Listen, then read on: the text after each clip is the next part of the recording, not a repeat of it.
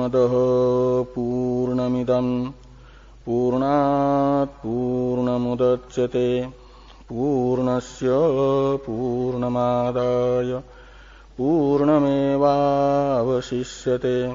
ओम शांति शांति शांति। शंकरं शंकराचार्यं केशवं बादरायणं सूत्रभाष्य कृतौ वंदे भगवन्तौ पुनः पुनः। ईश्वरो गुरुरात्मेति मूर्तिभेद विभागिने व्योमवद्व्याप्तदेहाय दक्षिणामूर्तये नमः। ओम शांति शांति शांति। ब्रह्मसूत्र के द्वितीय अध्याय के प्रथम पाद के नवम अधिकरण का हम लोग विचार कर रहे हैं। इस अधिकरण में 4 सूत्र हैं। इनमें से प्रथम सूत्र का विचार हो गया है।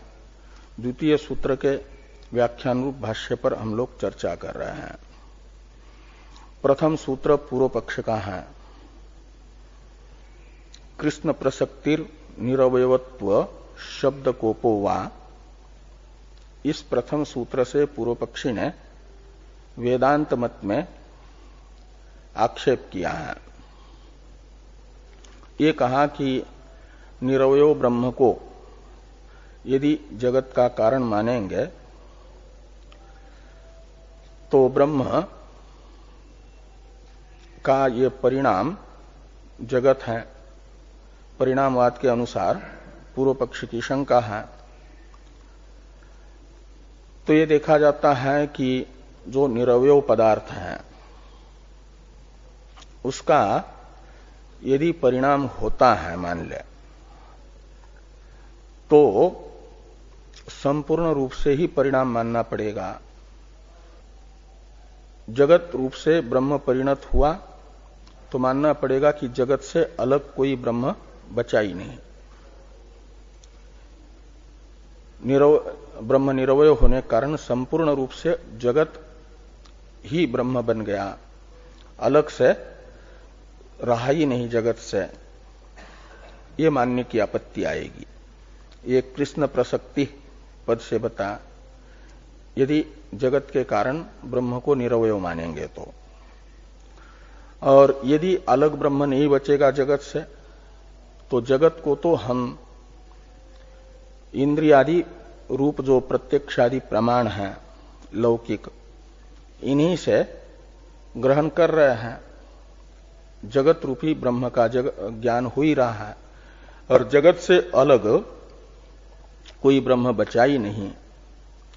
तो आत्मावारे द्रष्टव्य इत्यादि आत्मदर्शन का उपदेश करने वाले उपनिषद वाक्य व्यर्थ हो जाएंगे।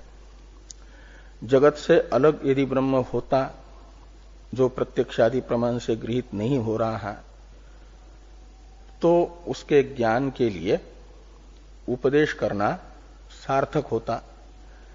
लेकिन ब्रह्म तो निरवय होने के कारण और जगत का कारण होने से संपूर्ण रूप से ही जगत के रूप में आ गया, तो अलग बचा ही नहीं। तो फिर आत्मदर्शन उपदेश निरर्थक। और ब्रह्म को निर्विकार बताने वाली श्रुति, आज बताने वाली, अविनाशी बताने वाली श्रुति का भी विरोध होगा।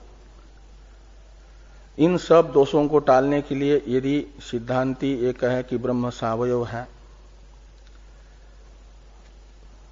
तो पूर्व पक्षी ने दोष बताया निरवयवत्व शब्दकोप। ब्रह्म को निरवयव बताने वाली निष्कलम निष्क्रियम इत्यादि श्रुतियों का विरोध होगा। ये वेदांत मत में आक्षेप पूर्व पक्षी ने किया इस प्रथम सूत्र से। कृष्ण प्रसक्तिर निरवयत्व शब्द कोपो वा। पूर्व पक्ष के इस आक्षेप का समाधान द्वितीय सूत्र से हो रहा है।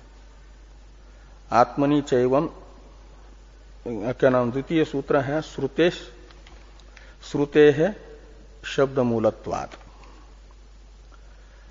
इससे बताया जा रहा है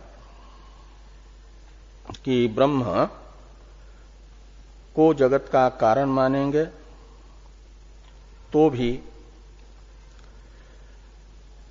ब्रह्म में कृष्ण प्रसक्ति नाम का दोष नहीं आएगा, क्योंकि श्रुति स्वयं ही ब्रह्म के कार्यभूत जगत से ब्रह्म को अतिरिक्त बता रही है। ब्रह्म यदि संपूर्ण रूप से जगत बन जाता, जगत से अलग अवशिष्ट ही न होता, तो श्रुति जगत की स्थिति काल में जगत से अलग ब्रह्म को न बताती, लेकिन बता रही है कि जगत से अलग भी ब्रह्म है। त्रिपाद अस्यामृतन दिवि इत्यादि श्रुतियां ब्रह्म को जगत से अलग भी बता रही हैं। इसलिए कृष्ण प्रसक्ति दोष नहीं है। और यदि ब्रह्म को जगत रूप से भी अवस्थित मानेंगे और जगत से अलग भी मानेंगे तो दो रूप हो गया ब्रह्म का, एक जगत रूप और एक जगत से अतिरिक्त रूप। तो पूर्व पक्षी ने कहा कि जो निरवय पदार्थ है वह युगपत अनेक विध नहीं देखा गया, और ब्रह्म को आप जगत रूप भी मान रहे हो और जगत से अतिरिक्त भी मान रहे हो, तब तो ब्रह्म युगपत अनेक रूप हो गया, और युगपत अनेक रूप होगा तो सावयव पदार्थ हो सकता है। निरवय पदार्थ में युगपत अनेक विधता अनुपन्न है, अदृष्ट है। इसलिए ब्रह्म में सावयवत्व की आपत्ति आएगी, और सावयवत्व की आपत्ति आएगी तो ब्रह्म में फिर निरवयत्व श्रुति का व्याकोप होगा। इस प्रकार की पूर्व पक्ष की आशंका का निराकरण करते हुए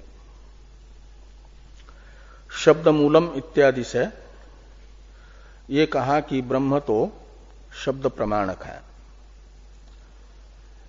इसलिए जिस प्रमाण का जो विषय है उसे वह प्रमाण जैसा बताएगा वैसा ही स्वीकार करना पड़ेगा। शब्द प्रमाण का विषयभूत ब्रह्म को यदि श्रुति द्विविध युगपत द्विविध भी बता रही है और निरवय भी बता रही है, तो हमें आंख बंद करके वैसा ही स्वीकार करना चाहिए। और श्रुति ब्रह्म को निरवय भी बता रही है, निष्कलम इत्यादि, और वो जो श्रुति है आपकी द्विविध रूप बताने वाली, वो ब्रह्म को दो रूप भी बता रही है। इसलिए मानना पड़ेगा कि ब्रह्म निरवय भी है और युगपत अनेक रूप भी है। इसका अभिप्राय ये हुआ कि श्रुत्यर्थ का विरोध लौकिक न्याय से नहीं हो सकता। लौकिक न्याय श्रुति का बाधक नहीं हो सकता। श्रुति के अर्थ का बाध लौकिक न्याय से नहीं किया जा सकता।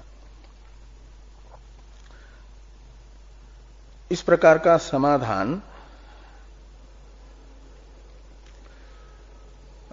जैसे वेदांत बता रहा ऐसे पौराणिक भी बताते हैं। इसके लिए एक पुराण का श्लोक प्रमाण के रूप से बताया था, अचिंत्या खलु ये भावा न तांस्तर्के न योजयेत। ये जो श्रुति है, क्या नाम, ये पुराण का वचन है, स्मृति, ये भी यही बता रही है कि जो अतीन्द्रिय अर्थ है उसे तर्क से निर्धारित नहीं किया जा सकता। अतीन्द्रिय अर्थ का निर्धारण तो स्वतंत्र रूप से स्वतः प्रमाणभूता जो श्रुति है वही कर सकती है। अब पूर्व पक्षी ये कह रहे हैं कि श्रुति ब्रह्म को निरवय भी बता रही है और युगपत अनेक विधि भी बता रही है। इसलिए सिद्धांतियों ने पूर्व पक्षी को कहा कि ऐसा ही स्वीकार किया जाए। तो पूर्व पक्षी आक्षेप कर रहे हैं ननु इत्यादि से कि श्रुति भी युक्ति विरुद्ध अर्थ नहीं बता सकती। अयुक्त अर्थ का प्रतिपादन श्रुति के द्वारा गलत है, युक्ति विरुद्ध अर्थ। इस प्रकार की शंका पूर्व पक्षी के द्वारा की जा रही है। ननु शब्दे नापि न शक्यते विरुद्धो अर्थो प्रत्यायितुम इत्यादि से ये कहा गया कि शब्द भी युक्ति विरुद्ध अर्थ को नहीं बता सकता, युक्ति विरुद्ध अर्थ का ज्ञापन शब्द भी नहीं कर सकता। और युक्ति विरुद्ध अर्थ क्या है? यही है कि निरवयोंच ब्रह्म और विपरिणमते च और न च कृष्णम, ये युक्ति विरुद्ध अर्थ है। ब्रह्म निरवय है, उसका परिणाम होता है और संपूर्ण रूप से परिणाम नहीं होता, ये युक्ति विरुद्ध अर्थ है। इस युक्ति विरुद्ध अर्थ का प्रतिपादन शब्द भी नहीं कर सकता, ये पूर्व पक्षी का कथन है। और यही पूर्व पक्षी कह रहे हैं कि यदि निरवयम् ब्रह्म स्यात् नैव परिणमेत, ब्रह्म को यदि आप निरवय कहोगे तो उसका परिणाम नहीं होगा, क्योंकि श्रुति ये कहती, क्या नाम है, लौकिक न्याय ये बताता है कि जो सावयव है वह परिणामी होता है, ब्रह्म निरवय है तो उसका परिणाम नहीं होगा। और यदि परिणाम मानोगे तो कृष्ण रूप से परिणाम मानना पड़ेगा। ये कहते हैं कि कृष्णम एव वा परिणमेत, यदि निरवय का भी परिणाम होता है ये मानोगे तो संपूर्ण रूप से परिणाम मानना पड़ेगा। परिणाम से अलग परिणामिका निरवय परिणामिका स्वरूप शेष नहीं रहेगा। आगे कहते हैं कि अथ केनचित इत्यादि से कि अथ केनचित रूपेण परिणमेत केनचित च अवतिष्ठेत इति रूप भेद कल्पनात् सावयम एव प्रसज्जेत। यदि कोई ये कहे कि ब्रह्म जो है कुछ रूप से तो परिणत होता है, कुछ रूप से परिणाम होता है और कुछ रूप वैसा ही रहता है, तब तो रूप भेद की कल्पना करने से सावयव मानना पड़ेगा। जो सावयव पदार्थ है उसमें तो रूप भेद होता है, अनेक रूपता होती है। निरवय पदार्थ में रूप भिन्नता की कल्पना नहीं बन पाती, तो ब्रह्म को फिर मानना पड़ेगा सावयव। अब क्रिया विषय ही अतिरात्रे षोडशिनम इत्यादि जो भाष्य वाक्य है, अब ये पूर्व पक्ष का ही चल रहा है। पूर्व पक्ष शुरू हुआ है ननु शब्देनापि न शक्यते, यहां से लेकर के ये चलेगा तस्मात् दुर्घटम एतत् इति, यहां तक। तो क्रिया विषय ही इत्यादि पूर्व पक्ष भाष्य का ही अवतरण है टीका में कि ननु ब्रह्म सावयवम निरवयवम वा इति विकल्पाश्रयणे सर्वश्रुति समाधानम स्यात् इत्यतः क्रियेति। यदि पूर्व पक्षी ने किए हुए आक्षेप का परिहार करने के लिए कोई सिद्धांति के अनुयायी शिष्य ये मानते हैं कि ब्रह्म को निरवय मानने पर कृष्ण प्रसक्ति दोष को टालने के लिए सावयव मान लिया जाए, और सावयव मानने पर निरवयत्व श्रुति का व्याकोप हो रहा है, उस दोष को टालने के लिए निरवयत्व श्रुति के विरोध को निरवय भी मान लिया जाए, तो ब्रह्म निरवय भी है सावयव भी है, ऐसा विकल्प मान लिया जाए। ऐसा यदि सिद्धांति के अनुयायियों में से कोई एक हाथ मानता है पूर्व पक्षी के प्रति, ब्रह्म के विषय में विकल्प स्वीकार कर लो निरवय सावयव रूप, तो पूर्व पक्षी बता रहे हैं कि ब्रह्म कोई क्रिया नहीं है जिसके विषय में विकल्प हो सके। क्रिया के विषय में तो विकल्प होता है, सिद्ध वस्तु विषय में विकल्प नहीं होता। ये पूर्व पक्षी समाधान दे रहे हैं सिद्धांति के अनुयायी की शंका का। इसलिए भाष्य में टीका में लिखा कि ननु, यानी ननु का अर्थ है शंका, लेकिन ये शंका किसकी है? सिद्धांति के अनुयायी की। किसके प्रति? पूर्व पक्षी के प्रति। क्या शंका है? कि ब्रह्म सावयवम निरवयवम वा इति विकल्पाश्रयने सर्वश्रुति समाधानम स्यात्। सर्वश्रुति यानी निरवयत्व श्रुति और कृष्ण अप्रसक्ति श्रुति, इन दोनों श्रुतियों का समाधान हो सकता है ब्रह्म के विषय में विकल्प स्वीकार करने पर। ऐसा यदि सिद्धांति के अनुयायी कहते हैं तो पूर्व पक्षी कह रहे हैं कि क्रिया विषये ही अतिरात्रे षोडशिनम गृह्णाति नातिरात्रे षोडशिनम गृह्णाति इत्येवं जातिकायाम विरोध प्रतीतौ अपि विकल्पाश्रयणम विरोध परिहार कारणम भवति पुरुषतंत्रत्वाच्च अनुष्ठानस्य। तो कहते हैं क्रिया के विषय में जब विरोध की प्रतीति हो तो उस विरोध का परिहार करने के लिए विकल्प का आश्रय लिया जाता है। क्रिया विषयक विरोध की प्रतीति का परिहार विकल्प से हो जाता है, और जो सिद्ध वस्तु है उसके विषय में विरोध की प्रतीति का परिहार सिद्ध वस्तु के विषय में विकल्प स्वीकार करके नहीं किया जा सकता। ये इन वाक्यों से पूर्व पक्षी बताना चाह रहे हैं। तो इसलिए क्रिया जहां ये व्यतिरेकी उदाहरण है, क्रिया के विषय में विकल्प बना, इसका उदाहरण है। जैसे ये कहा जाता है कि एक षोडशी पात्र होता है, उस षोडशी पात्र का ग्रहण ये क्रिया रूप है, आदान, और एक ही याग के अंग के रूप में विधान है। अतिरात्र नामक एक याग है और उस अतिरात्र नामक याग के अंगत्वेन रूपेण विधान हुआ षोडशी पात्र ग्रहण का, और उसी अतिरात्र याग में अंगत्वेन रूपेण विधान हुआ अतिरात्र षोडशी पात्र ग्रहण के निषेध का।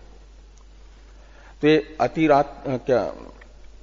षोडशी पात्र का ग्रहण और षोडशी पात्र का ग्रहणाभाव, ये परस्पर विरोधी अर्थ हैं।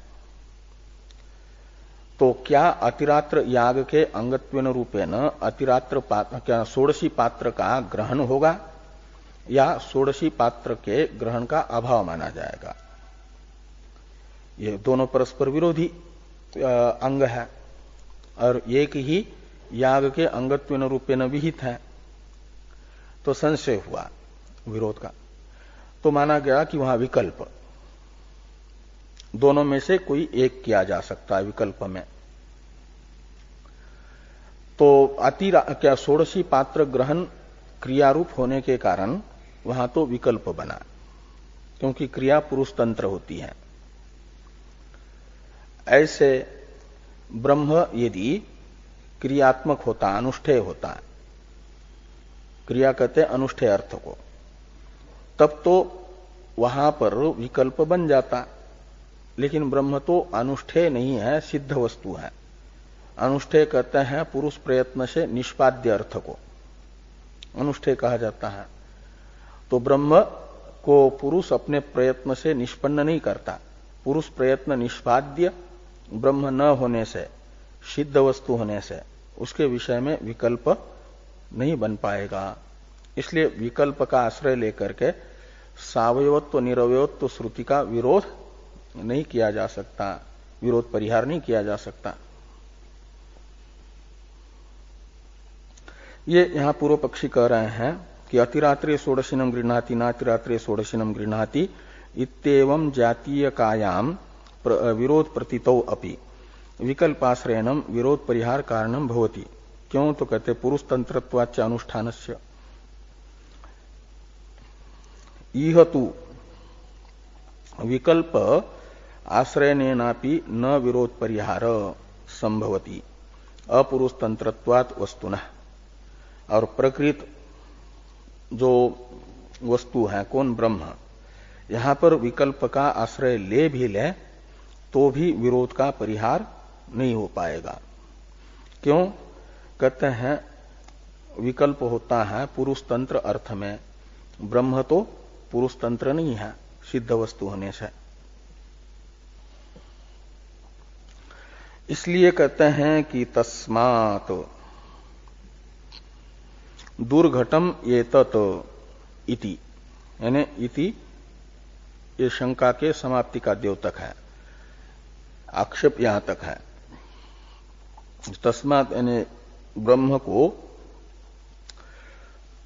निरवय मान करके अनेक विध मानना, ये युक्ति विरुद्ध होने से ये दुर्घटम एतत्, ब्रह्म निरवय है और जगत रूप से परिणत होता है और अवशिष्ट भी रहता है, ये जो अर्थ है आप लोगों के द्वारा श्रुति का बताया गया, ये दुर्घट अर्थ है। इस प्रकार ये पूर्व पक्ष के द्वारा आक्षेप किया गया। इस आक्षेप का नए सदोष इत्यादि से परिहार किया जा रहा है। आक्षेप का समाधान करने वाला जो भाष्य वाक्य है नए सदोष इत्यादि, इसकी अवतरण टीका है, इसको देखिए। निरवयवत्वे ब्रह्मणः प्रकृतित्व श्रुति विरोध, सावयवत्वे निरवयवत्व शब्द विरोध, विकल्पश्च वस्तुनि अयुक्त, अतः प्रकारांतर अनुपलम्भात श्रुतीनां प्रामाण्यम दुर्घटम इति प्राप्ते स्वास्यम उद्घाटयति नए सदोष इति। यानी पूर्व पक्षी का अभिप्राय बताते हुए पूर्व पक्ष का आक्षेप प्राप्त होने पर समाधान किया जा रहा है, ये यहां टीका में लिखा। तो पूर्व पक्ष का अभिप्राय क्या था? यहां पर ननु इत्यादि से आक्षेपकर्ता का अभिप्राय ये है कि निरवयत्वे ब्रह्मण प्रकृतित्व श्रुति विरोध है। ब्रह्म को यदि निरवय मानेंगे तो ब्रह्म को जगत का कारण बताने वाली जो श्रुति है उसका विरोध होगा, और ब्रह्म को उस प्रकृतित्व श्रुति का विरोध टालने के लिए सावयव मानेंगे तो निरवयत्व शब्द विरोध, निष्कलम इत्यादि जो ब्रह्म को निरवय बताने वाले श्रुति वचन है उनका विरोध होगा। और ब्रह्म को सावयव निरवय उभय रूप माना भी नहीं जा सकता, विकल्प भी नहीं मान सकते। क्यों? कहते वस्तुनि विकल्प अयुक्त, सिद्ध वस्तु के विषय में, पुरुष अतंत्र वस्तु के विषय में विकल्प युक्ति विरुद्ध है, अयुक्त एक अर्थ। इसलिए कहते अतः प्रकारांतर अनुपलम्भात, और दूसरा कोई प्रकार भी उपलब्ध नहीं हो रहा है। इसलिए श्रुतीनाम प्रामाण्यम दुर्घटम, श्रुतियों का प्रामाण्य बड़ा कठिन है, श्रुति को प्रमाण के रूप में स्वीकार करना। ज्ञान कांड को।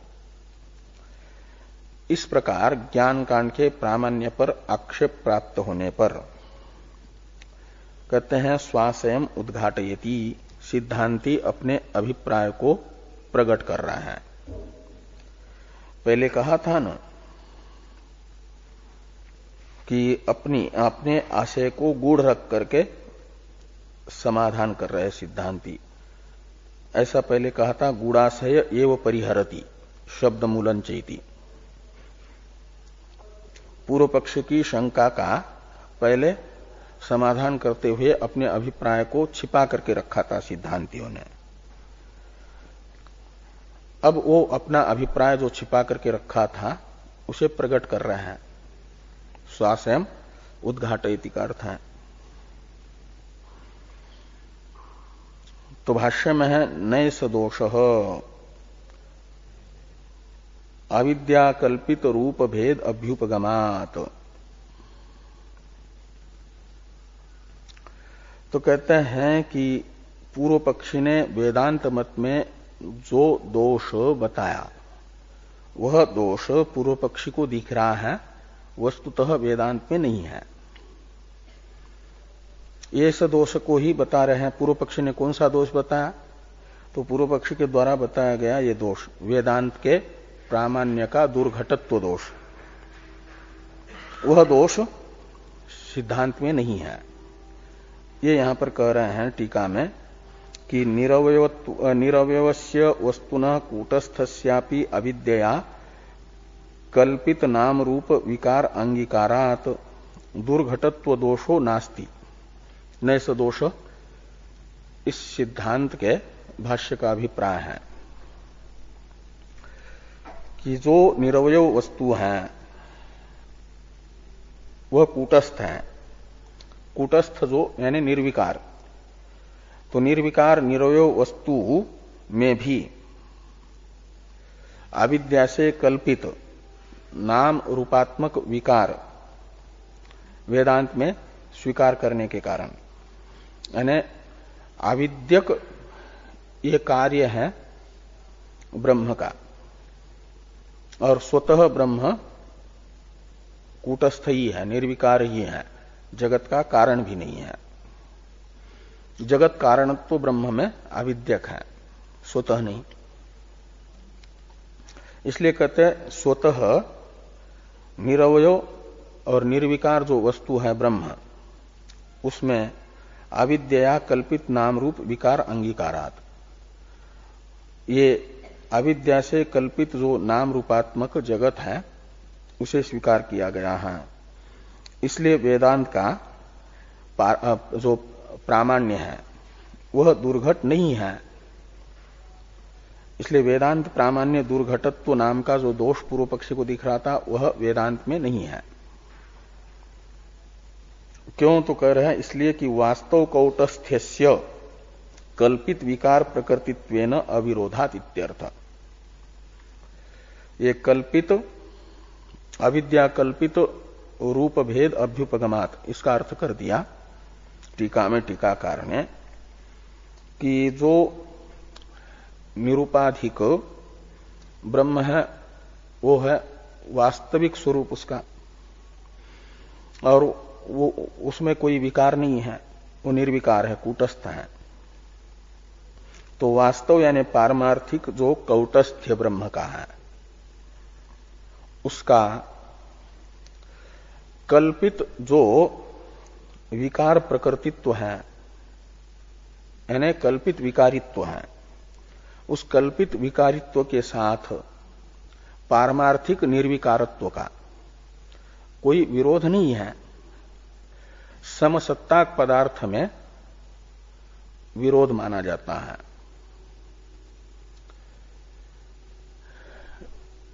विषम सत्ताक पदार्थों का विरोध नहीं होता। स्वप्न पदार्थ और जागृत पदार्थों का परस्पर कोई विरोध नहीं होता, निवर्त्य निवर्तक भाव नहीं होता, कोई संबंध नहीं बनता। ऐसे यदि समसत्ताक निर्विकारत्व और विकारित्व दोनों स्वीकार करेंगे तब तो विरोध होगा।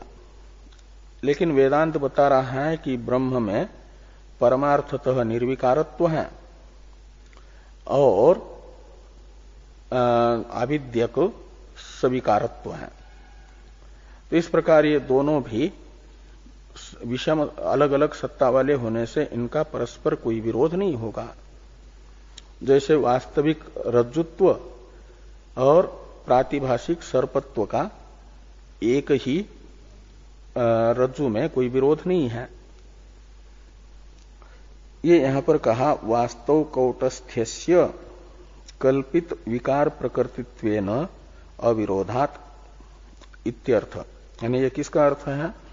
जो सूत्र रूप से समाधान दिया, अविद्या कल्पित रूप भेद अभ्युपगमात्, ये जो सूत्र वाक्य है भाष्य का, इसका यह अर्थ है। इसी को स्पष्ट किया जा रहा है नहीं अविद्या कल्पितेन इत्यादि भाष्य वाक्य से। ये है सूत्रात्मक भाष्य वाक्य की व्याख्या, नहीं अविद्या कल्पितेन इत्यादि। इसकी अवतरण टीका है रूप भेद अंगीकारे सावयवत्वं स्यात् इति आशंक्य उक्तम विवृणोति नहीं इत्यादि ना। कहते ब्रह्म का यदि रूप भेद स्वीकार करेंगे तब तो सावयवत्व प्राप्त होगा, क्योंकि निरवय पदार्थ में अनेक रूपता नहीं देखी जाती। तो ब्रह्म का रूप भेद स्वीकार करेंगे तो सावयवत्व की आपत्ति आएगी। इस प्रकार की शंका का समाधान जो शुरू में सूत्र रूप से किया, उक्तम विवरणोति का अर्थ है कि जो सूत्र रूप से बात बताई उसी का विवरण कर रहे हैं। सूत्र रूप से क्या बात बताई कि रूप भेद आविद्यक है और उस आविद्यक रूप भेद का पारमार्थिक निर्विकारत्व के साथ कोई विरोध नहीं है। पारमार्थिक निरवयत्व के साथ आविद्यक रूप भेद का कोई विरोध नहीं है। ये सूत्र रूप से बताया था अविद्या कल्पित रूप भेद अभ्युपगमात्, इस वाक्य से। इसी सूत्रात्मक अर्थ का विवरण किया जा रहा है नहीं अविद्या कल्पितेन रूप भेदेन सावयवम वस्तु संपद्यते। ये कह रहे हैं कि जो अविद्या से कल्पित रूप विशेष है, रूप भेद है, अनेक रूपता है, उससे वस्तुतः यानी पारमार्थिक सावयव वस्तु नहीं बनती। अर्थात पारमार्थिक निरवयत्व के साथ उसका कोई विरोध नहीं होता। यही यहां पर कहा कि अविद्या कल्पितेन रूप भेदेन सावयवम वस्तु नहीं संपद्यते। वस्तुतः ब्रह्म सावयव नहीं होगा अविद्या कल्पित रूप भेद मानने से। इस अर्थ को समझाने के लिए उदाहरण बताया जा रहा है नहीं तिमिरोपहत नयनेन अनेक इव चंद्रमा दृश्यमानो अनेक एव भवति। किसी को तिमिर नाम का रोग हो गया, तो तिमिर नाम का रोग है नेत्र का रोग, और वो नेत्र का रोग जिसको होता है तिमिर नाम का, उसको एक वस्तु दो दिखती है। तो किसी व्यक्ति को नेत्र में तिमिर नाम का रोग हुआ और उस रोग से युक्त नेत्र से चंद्रमा को देख रहा है, तो रोग अपने स्वभाव के अनुसार उस व्यक्ति को दो चंद्रमा दिखाएगा। तो तिमिर से युक्त नेत्र से चंद्रमा को दो देखने मात्र से वस्तुतः चंद्रमा दो नहीं होते, चंद्रमा में भेद नहीं होता। वो तो तिमिर नाम के रोग के कारण एक में ही भेद प्रतीत हो रहा है। हाँ, ऐसे अविद्या से, जैसे वहां तिमिर नाम का रोग है, यहां है अविद्या, और अविद्या से एक ही एक रस ब्रह्म में रूप भेद प्रतीत हो रहा है। जैसे एक चंद्रमा दो दिख रहे हैं, एक चंद्रमा में भेद प्रतीत हो रहा है तिमिर नाम के रोग के कारण, ऐसे अविद्या के कारण एक रूप ब्रह्म में अनेक रूपत्व प्रतीत हो रहा है। उतने मात्र से ब्रह्म अनेक रूप नहीं होता। तिमिर नाम के रोग से युक्त नेत्र से दो चंद्रमा दिखने मात्र से जैसे चंद्रमा दो नहीं होते। इसे समझाने के लिए उदाहरण था कि नहीं तिमिर उपहत नयनेन अनेक इव चंद्रमा दृश्यमानो अनेक एव भवति। चंद्रमा अनेक के तरह दिखने पर भी अनेक नहीं होता। ऐसे ही कहते हैं अविद्या कल्पितेन च नाम रूप लक्षणेन रूप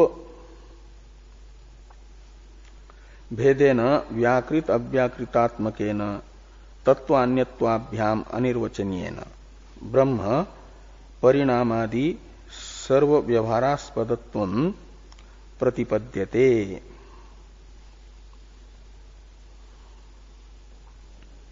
तो ये कह रहे हैं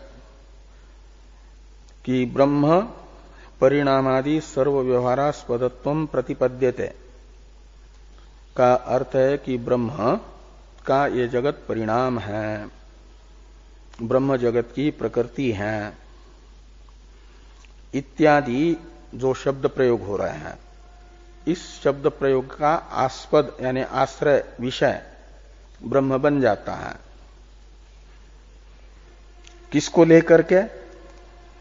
तो कहते हैं स्वतः ब्रह्म में परिणामादि सर्व व्यवहारास्पदत्व नहीं है, किंतु रूप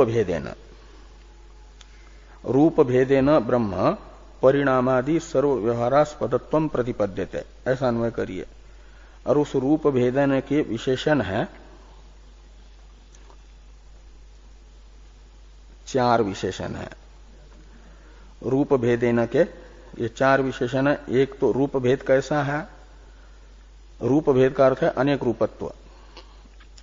और ये अनेक रूपत्व कैसा है? तो कहते हैं अविद्या कल्पितेन, एक विशेषण है कि रूप भेद ब्रह्म का है अविद्या से कल्पित। और उस अविद्या से कल्पित रूप भेद का स्वरूप क्या है?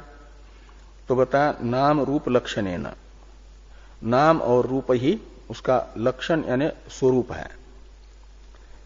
तो नाम रूपात्मक जो रूप भेद है।